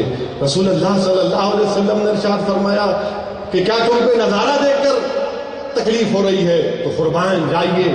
آپ نے فرمایا نہیں رسول اللہ صلی اللہ علیہ وسلم، مجھے افسوس اس بات کا ہے کہ کاش میرے والد دین اسلام کو قبول کر لیتے تو شہادت کے عظیم مرتبے پر فائز ہو جاتے. یہ دین ہم کو یہ سکھاتا ہے دنیا والوں، تم 5 لاکھ کی بات کر رہے ہو، تم ساری دنیا کی دولت لا کر رکھ دو گے، تو ہمارے رسول محمد مصطفیٰ صلی اللہ علیہ وسلم نے ہم کو تعلیم دی. ان کا ارشاد مبارک ہمارے لیے زندگی کے لیے ایک مشعل راہ ہے کہ آقا نے فرمایا تھا ان تمام لوگوں سے 1400 سال پہلے، میں ہندوستان کے تمام مسلمانوں تک جہاں تک میری آواز پہنچ رہی ہے، جواب دو ان ظالموں سے، وہی جواب دو جو آقا نے جواب دیا تھا کہ اگر تم میرے ہاتھ میں چاند اور سورج کو رکھو گے تب بھی میں اظہار حق سے منہ موڑنے والا نہیں. ہم ان کے غلاموں کے غلام ہیں. تم چاند اور سورج کا بھی وعدہ کرو، ہم نہیں جائیں گے اسلام کو چھوڑ کر. گھر واپسی کہاں گئے متروں؟ گھر واپسی پہ کوئی میاں مٹھو بولتے ہی نہیں کچھ بھی، خاموشی اختیار کرے بیٹھے ہوئے. کیوں؟ آپ کے پیارے ناچ رہے بول کے. نچاؤ اور نچاؤ، معلوم ہوتا یہی ناچتے رہیں گے ملک کا کیا ہوگا یہ بھی سوچ لو. فارن ایکسچینج کیسا آئے گا ہندوستان میں؟ $100 بلین کا آپ نے اعلان کیا. یہ جو کر رہے ہیں گھر واپسی کا، اس سے فارن ڈائریکٹ انویسٹمنٹ ہوگا ہندوستان میں؟ یہ فارن ڈائریکٹ انویسٹمنٹ ہوگا اس میں؟ اچھا، کوئی VHP کے لوگ بول رہے کہ 2021 تک کرتے 80% سے 100% کر دیتے کرتے. کیا ہے کہا؟ پینٹ کا برش لے کے پینٹ کر دیا، 80 سے 100 کر دیے. کہاں ہے بھائی؟ 80 سے 100 کرتے، کچھ 100 نہیں ہوگا. تم 80 رہو گے، ہم 14 سے 16 17 ہوں گے، اتنا ہی ہوگا. کوئی جانے والا نہیں ہے. ہندوستان کو تو ہندو راشٹر بنا دیں گے. کیسا بنائیں گے آپ؟ کانسٹیٹیوشن پڑھے آپ. بابا صاحب امبیڈکر نے کیا کہا تھا؟ امبیڈکر کے الفاظ مجھے کانوں میں آج بھی گونج رہے ہیں کہ جب دستور ہند بن چکا تو امبیڈکر نے تمام دستوری قانون ساز اسمبلی کے سامنے امبیڈکر کی تقریر کے الفاظ میں تمہارے سامنے دوہرا رہا ہوں کہ امبیڈکر نے کہا تھا کہ ہمارے موجود اراکین میں یہ ایک بات چلی ہے کہ آرٹیکل 30 کیوں دے رہے ہیں؟ امبیڈکر نے کہا کہ مسلمان ہمارے چھوٹے بھائی ہیں، ان کی مذہبی شناخت کو، ان کے کلچر کو، ان کے تعلیمی اداروں کو تحفظ دینا ضروری ہے. یہ امبیڈکر کے الفاظ تھے یا نہیں تھے؟ ہم جا کے کہتے سب کو تبدیل کر دے رہے، ہم نہیں تبدیل کر رہے، ہم دعوت دے رہے. اگر حقانیت کو کوئی قبول کرے گا تو کیا آپ اس کو روک سکتے؟ مگر یہ بولنا کہ نہیں 80% سے 100% 2021 میں کر دیں گے. ارے VHP والوں، یہ 2020 کرکٹ میچ نہیں ہے یہ. اگر وہ بھی کھیلو گے تو ہارو گے. اب ہیٹ سپیچ مت نکالو اس میں صحیح بول رہا ہوں. کرکٹ میچ بول رہا ہوں میں، گلی ڈنڈا کی بات نہیں کر رہا ہوں، بیٹ اور بال وکٹ گرانے کی بات نہیں کر رہا ہوں. میں کرکٹ گولے سے وکٹ گرانے کی بات کر رہا ہوں. میں تو بولیں گے بولے بولے بولے بولے کیا بولے ہاں بولے. ہم بولتے جی گنگے کو میں، ہمارے منہ میں زبان ہے، زندوں کی نمائندگی کرتا ہوں میں. کیونکہ جب تک کوئی نہیں بولے تمہارا ہلتے نہیں تم لوگ. اب تو جو ہو رہا حیدرآباد میں کیا ہو رہا، مہاراشٹر میں کیا ہو رہا، وارث پٹھان کیا کر رہے، امتیاز جلیل کیا کر رہے. ہاں نظر رکھو ہم پہ، اچھا ہے. اب تک سسرال والے رکھتے تھے، ویڈیو رکھو کیا کرتے. ہم کو نظر رکھنے کی عادت پڑ گئی. نظر ہو سکتا ہے ہماری نظر کا توڑوں گے آپ. کیا بول سکتے ہیں ان لوگوں کے بارے میں کہ 2021 تک ایسا کر دیں گے؟ مذاق ہے کیا ہے یہ؟ ہندوستان کی اکانومی کو گرو ہونا، 8% کا گروتھ ہونا، 9% کا ہونا، مگر یہاں پر بولے نہیں 82% سے 100% کر دیں گے. کہاں کا گروتھ ریٹ آئے گا؟ فارن ڈائریکٹ انویسٹمنٹ آتا، FIIs آئیں گے. ہمارے پرائم منسٹر جواب دو بھائی، کچھ تو بولو.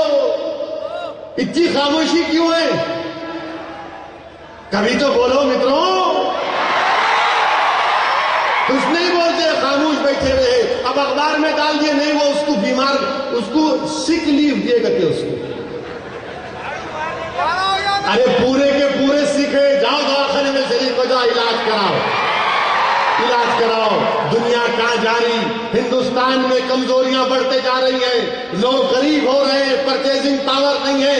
باوجود اس کے کہ انٹرنیشنل مارکیٹ میں آئل کی قیمت گرنے کے باوجود بھی آج غریبی بڑھتے جا رہی ہے ہمارے ملک میں. اس کا ذمہ دار کون ہے؟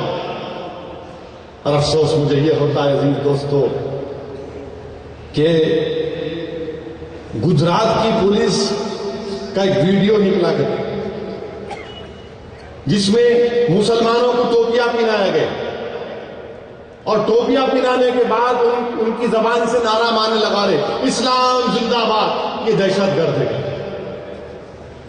گجرات کی پولیس بول رہی جو دہشت گرد پکڑا جاتا انہیں سر پہ ٹوپی پہن کے آتا کہتے اسدالدین اویسی کیسا. اگر شیروانی ہونا تو بھجا تو میری سائز کی ہے تو بلا تمہارے لیے شیروانی پریشانی بنے گی انشاءاللہ.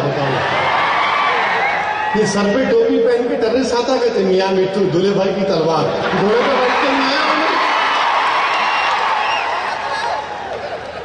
سر پہ ٹوپی پہن کے آئے کہتے انہوں انڈیا میں انڈینز کو مارنے کو انہوں ٹیررسٹ ہے. اجمل کا سب کے سر پہ ٹوپی تھی، ہاتھ میں یہاں لال لال تاگے تھے نہیں تھے؟ دیکھے جا کے دیکھو یوٹیوب پہ ہے. خالی اکبر کی تقریر دیکھتے یوٹیوب پہ اجمل کا سب کو بھی دیکھو. پورے کے پورے ہاتھ کو لال کا تاگے بنے تھے. کیا بولنا ہم بھی نہیں بولے، ہم بولے نہیں یہ دہشت گرد ہے. اجمل کا سب دشمن ہے ملک کا، دہشت گردی ملک کا دشمن ہے. مگر اسلام سے کیوں جوڑ رہے اس کو آپ؟ اسلام سے کیا کرنا ہے دہشت گردی کو؟ ہم دہشت گردی کو ختم کرنے کو آئے.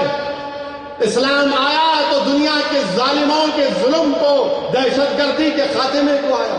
اسی لیے اللہ نے فرمایا کہ میرا محبوب رحمت للعالمین ہے. اور پھر اسلام زندہ باد ٹھیک ہے، اس کا جواب تو یہی دیں گے آج اپنے.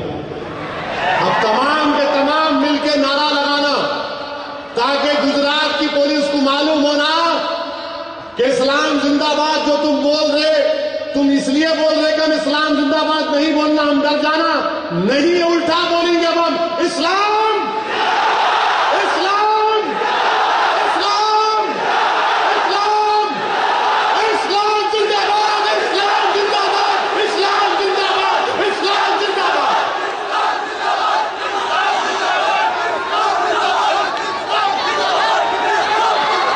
بولنے کے ختم نہیں ہوا.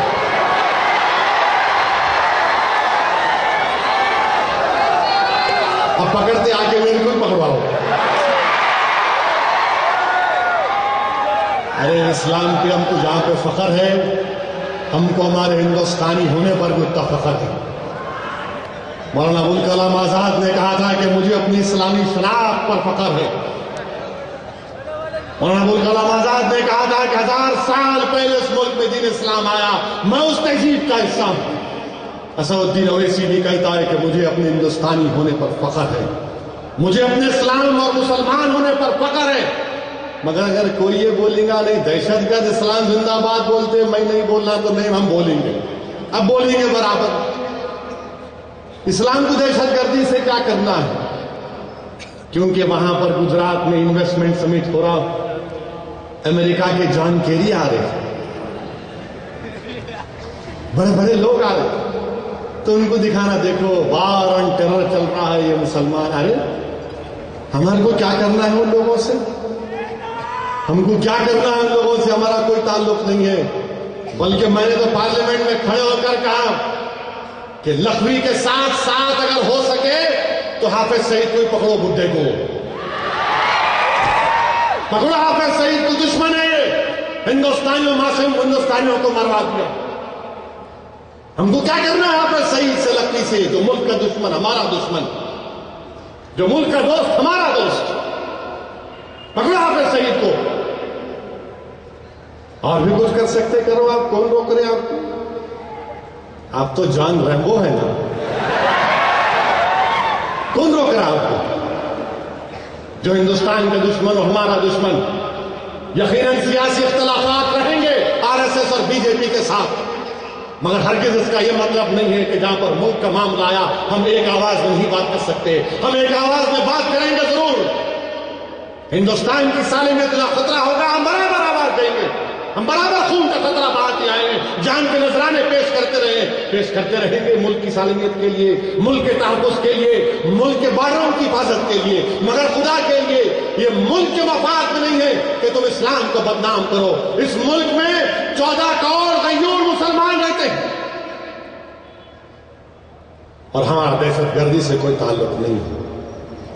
اب کوئی یہ بولے گا کہ نہیں وہ کوئی ایک بچے کو پکڑے بنگلور میں ٹویٹر کا کہ انہیں کیا ہے جی، ٹویٹر کے ہینڈل کر رہا تھا IS کا، اور وہ بچہ بولا، نہیں معلوم بولا مگر بولا اخبار میں آیا کہ قرآن میں اللہ نے کسی کی گردن مارنے کا حکم دیا کہ کافروں گردن مارو. میں پوچھتا چاہ رہا ہوں اس بچے سے، کون سکھائے تمہارے کو اسلام؟ تم قرآن پر الزام لگا رہے، تم جھوٹے ہو. اور اگر کوئی یہ کہہ رہا ہے کہ قرآن میں اللہ نے گردن مارنے کے لیے کہا تو اس سے بڑا الزام قرآن پر نہیں ہو سکتا. ارے ڈرو، اللہ کا خوف کرو، اللہ کا خوف کرو. کبھی قرآن نے نہیں کہا جہاد کا حکم یہ کہ تم اگر میرے گھر پر آؤ گے تو میں دفاع کروں گا، تم میری مسجد پر حملہ کرو گے دفاع کروں گا. یہ کون ہے بچہ یہ جس طرح کی غلط جھوٹا الزام قرآن پر لگا دیا؟ کون ہے لوگ بھٹکارے ان کو؟ اس لیے نوجوانوں، اسلام کو سیکھنا ہے نا تو علماؤں کے پاس بیٹھو. کسی بھی مکتب فکر سے تمہارا تعلق ہوگا مگر علماؤں کے پاس بیٹھو. مگر یہ لوگ کیا کر رہے؟ نہیں، بہت بڑے وقت کے عالم ہیں کہتے آج کل، انہوں امام ہیں کہتے، اور ان کا نام کیا ہے معلوم آپ کو؟ حضرت گوگل. کمپیوٹر پہ بیٹھ کے مارتا ہوں واٹ از جہاد،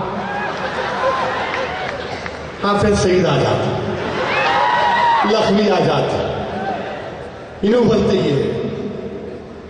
یہ IS جو ہے، مجھے کہنے دیجیے آج یہ IS اور داعش یہ وہی لوگ ہیں مسلمانوں جو قرون اولا میں حضرت عثمان حضرت علی کو قتل کیا تھا. یہ خوارج ہیں پورے کے پورے، ان کا کوئی اسلام سے تعلق نہیں ہے.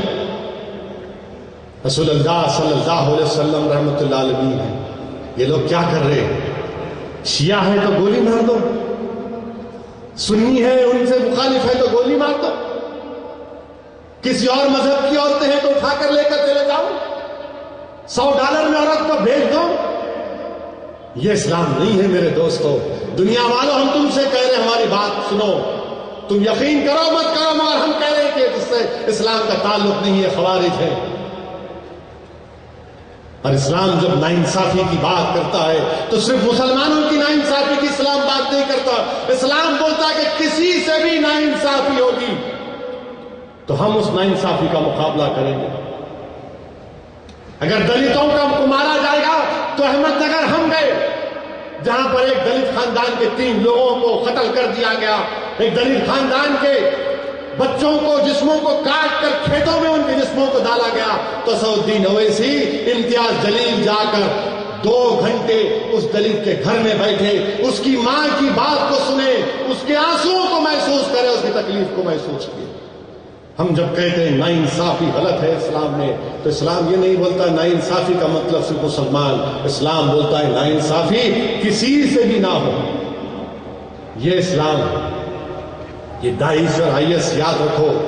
اگر کوئی نوجوان ہندوستان میں ان کے ویب سائٹس کو دیکھ کر بڑا خوش ہو رہا، میں ان نوجوانوں سے اپیل کر رہا ہوں، میرے بھائی، میرے دوستوں، میں تم سے کہہ رہا ہوں، اگر تم کو اتنا جذبہ ہے نا جہاد کرنے کا تو میں تم کو اس سے زیادہ اہم اور اس سے تکلیف دہ کام کرنے کی تم کو دعوت دے رہا ہوں.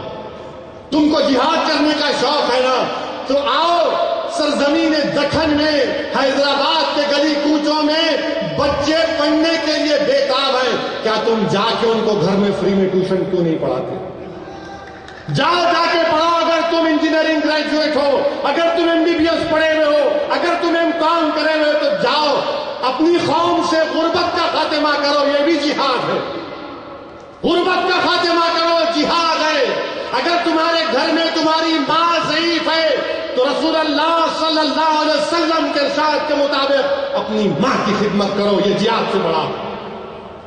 تم اپنے ماں باپ کو چھوڑ کے وہاں جاتے، کون سا جہاد ہے یہ؟ کس لیے جا رہے ہو تم؟ ہم لڑ رہے ہیں، 55 سال سے لڑ رہے ہیں دارالسلام کے سرزمین کے وعدے کی کہ ہمارا مندس کہتے کو تم جیلوں کو گیا، گھر بار تباہ ہو گئے، قرضوں میں آ گیا، روزی شیٹ کھولی گئی، گولیاں کھانا پڑا ہم کو۔ کس لیے ہم کر رہے ہیں؟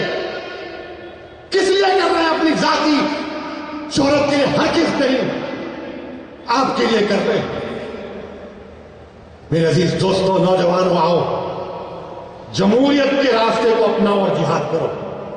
تم کو جہاد کرنے کا شوق ہے نا تو آؤ، تم اور ہم مل کر جمہوری انداز میں RSS کے ساتھ جہاد کریں گے انشاءاللہ۔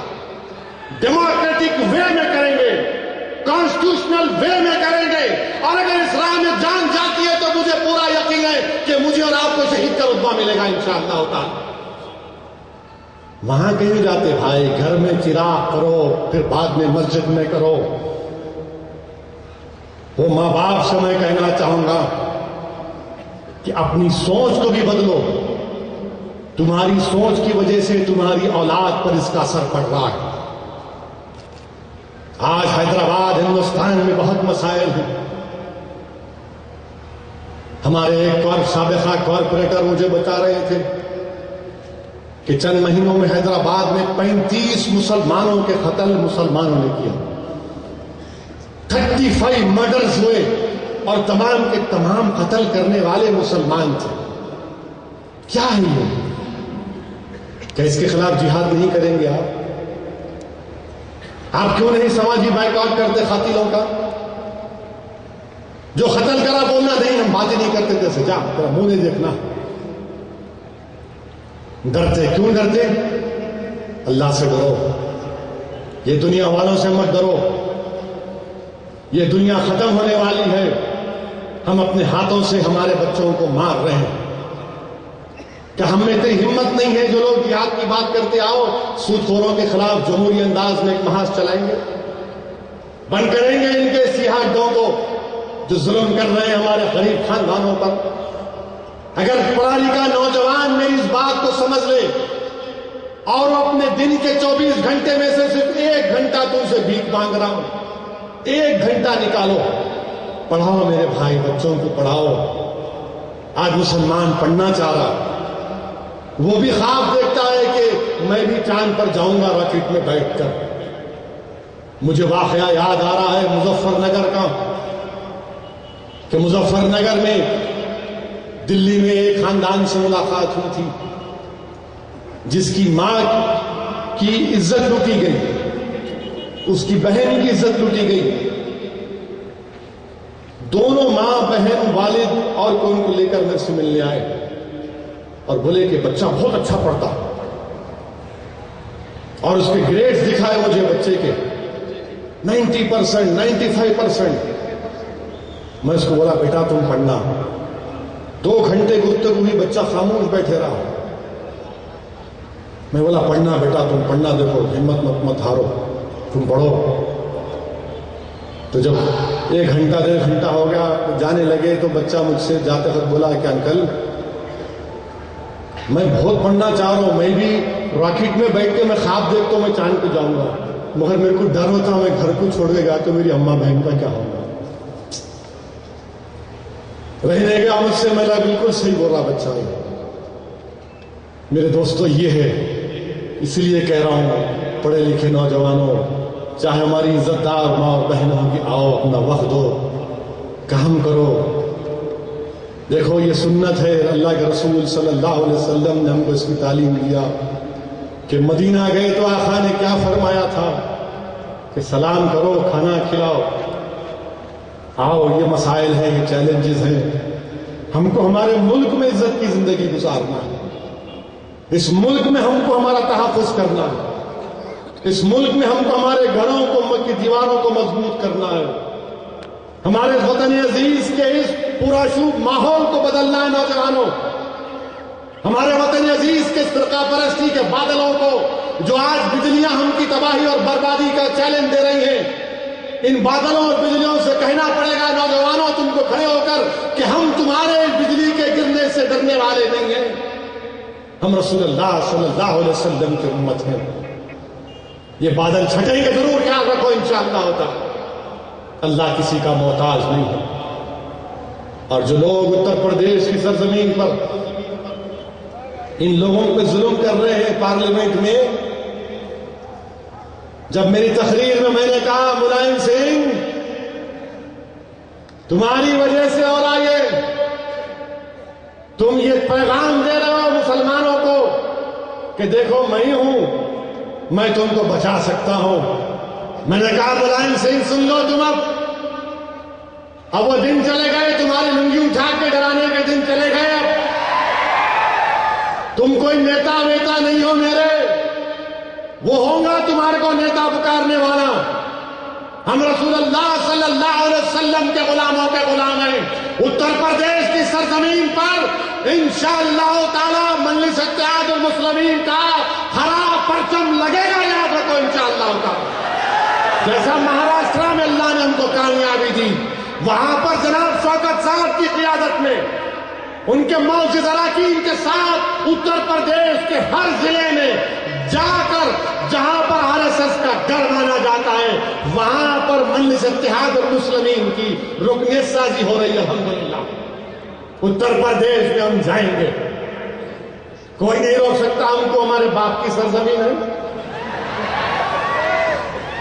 جائیں گے اتر پردیش کو انشاءاللہ تعالی، ہر بار جا رہے تو نہیں روکتے رہے، پولیس پرمیشن نہیں ہے کہتے ہمارے کو، کتنا روکتے روکو، دھنگانا لوٹنا ہے نا لوٹو، مگر ہم رکنے والے نہیں ہیں انشاءاللہ تعالی، مجھے جمہوریت حاصل ہے، ہندوستان کی جمہوریت میں مجھے اپنی آواز اٹھانے کا پورا حاصل ہے، میں اتر پردیش کے مسلمانوں کی ترجمانی کر کے رہوں گا، میں کشمیر کے مسلمانوں کے ظلم کے خلاف آواز اٹھاتا آیا ہوں، اٹھاتا رہوں گا، مہاراشٹر کے مسلمانوں کے ریزرویشن کا مطالبہ حق بجانے میں ہم لڑیں گے اس کے، یہ مجلس اتحاد المسلمین سیاست میں اپنا رول ادا کر کے رہے گی، اور کانگریس پارٹی والوں اٹھو، ہم کو الزام مت لگاؤ، تم ناچ نہ جانے تو آنگن تیرا، مجلس آ گئی، مجلس آ گئی، جہاں دیکھو ہمارا ہی چرچا ہے، ہر جگہ ہر سیاسی پارٹی مجلس مجلس مجلس،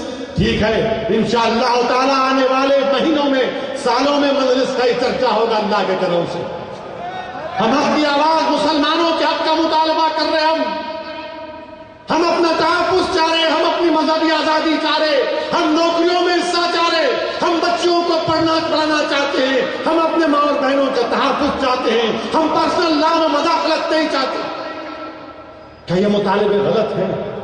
یہ غلط نہیں ہے، یہ صحیح مطالبے ہیں، یہ جمہوری مطالبے ہیں، اور اس کے لیے میرے عزیز دوستو آپ کو اور ہم کو مل کر آگے بڑھنا ہے، کام کرنا ہے، اپنے اتحاد کو مضبوط رکھیے، اور اگر کوئی مخالفین یہ سمجھ رہے انہوں حیدرآباد کو کم آ رہے، ذرا یہاں پر چانس بنا اپنے کو، نہیں میرے بھائی چانس نہیں بنا آپ کا پیارے، کوئی چانس نہیں ہے، اب کہ انشاءاللہ تعالیٰ پورا چانس ختم کر کے جا رہے ہیں، کیونکہ عوام ہم سے کہہ رہی ہے کہ جاؤ، آج اتر پردیش، مہاراشٹر، کرناٹک کا مسلمان بے چین پریشان ہے، کوئی ان کی آواز نہیں ہے، کوئی ان کے پاس بات نہیں کرتا، مگر مجلس اتحاد المسلمین ان کے لیے ایک بڑی امید بنی ہوئی ہے، اور اس کے لیے بے حد ضروری ہے کہ ہمارا یہ جو گھر ہے یہ مضبوط رہے، یہ ہر مجلس کے رکن کی ذمہ داری ہے بشمول میرے کہ ہم اپنی جماعت کو اور مضبوط کریں، جب کبھی بلدیہ کا الیکشن ہوگا انشاءاللہ تعالی اللہ کرم سے ہم کامیابی حاصل کریں گے، یہ شہر ہمارا تھا اور ہمارا ہے، شہر ہمارا تھا، ہمارا ہے اور ہمارا رہے گا انشاءاللہ تعالی۔ اور ہم تو ٹی آر ایس کے چیف منسٹر صاحب سے اتنا ہی بولیں گے، ذرا ہوشیار رہیے۔ بی جے پی مشن 7 کی بات کر رہی ہے، مشن 7، یعنی آندھرا میں ان کی گورنمنٹ، تلنگانہ میں ان کی گورنمنٹ، کرناٹکا میں ان کی گورنمنٹ، اڈیشہ میں ان کی گورنمنٹ، ویسٹ بنگال میں ان کی گورنمنٹ۔ ہم تو تلنگانہ کے چیف منسٹر سے بولیں گے ذرا مشن 7 پہ توجہ دو آپ۔ ہمارا مشن تو ہم کو معلوم ہے، ہمارا مشن تو only R S S B J P ہمارا مشن ہے یہ۔ ہم تو اپنے مشن پہ چل رہے، ہم تو مشین بھی ہے، مشن بھی ہے، سب ہے۔ ذرا آپ بھی نظر رکھو ان پہ۔ بہت آ رہے شاہ صاحب آج کل حیدرآباد کو، بہت آ رہے۔ اچھا کیا یہاں کا کیک پسند آیا ہوگا ان کو؟ حیدرآباد کیک نہیں ہے شاہ صاحب، یہاں ایک سے ایک بڑے شاہ ہیں یہاں پہ، یہاں کے شاہوں کو نہیں دیکھے آپ ابھی، بہت بھاری پڑنے والے ہیں انشاءاللہ تعالی۔ مگر چیف منسٹر صاحب ذرا نظر رکھیے، مشن 7 پہ نظر رکھیے آپ، 2019 پہ نظر رکھیے آپ، کیونکہ بی جے پی یہ سمجھ رہی کہ مشن 7 کر لیے تو پورا ہندوستان ان کا ہو گیا۔ ہمارا کام کیا ہے بھائی؟ مجھے کوئی اقتدار کا شوق نہیں ہے، ہم کو کوئی وزیر انشاءاللہ تعالی نہیں بننا ہے، نہ کبھی بنیں گے خدا نہ خواستہ۔ ہم کو صرف قوم کی خدمت کرنا ہے۔ دلت، مسلمان اور بیکورڈ کلاس کے اتحاد کو اگر میں مضبوط کر سکا اپنی زندگی میں تو میں سمجھوں گا اللہ نے مجھ سے بہت بڑا کام لے لیا۔ یہ مشن 7 پہ نظر رکھو، انہوں آ رہے یہاں پر مشن 7، انہوں آ رہے وہاں پر انہوں مشن 7۔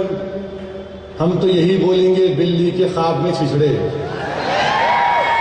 اچھا ہے، آؤ معلوم ہوگا آپ کو، ہم بھی دیکھیں گے کتنے سیکولر پارٹی مقابلہ کرتے ہیں ان کا۔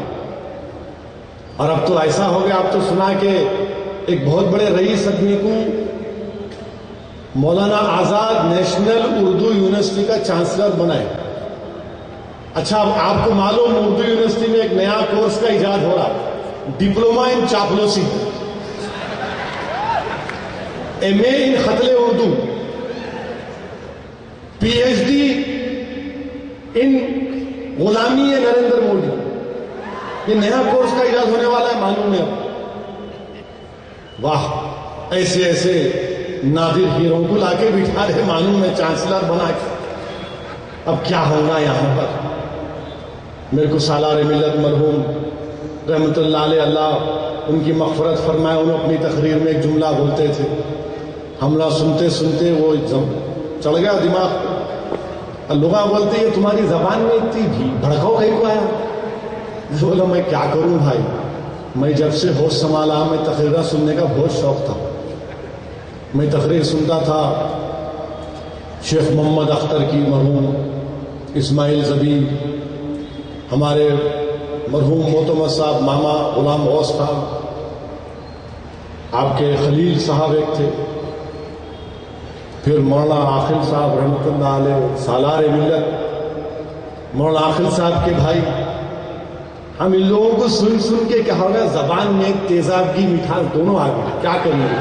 ان لوگوں کی غلطی میری نہیں ہے، انصاری صاحب برا نہیں ماننا، سن سن کے ایسا ہو گیا، کیا کریں گے؟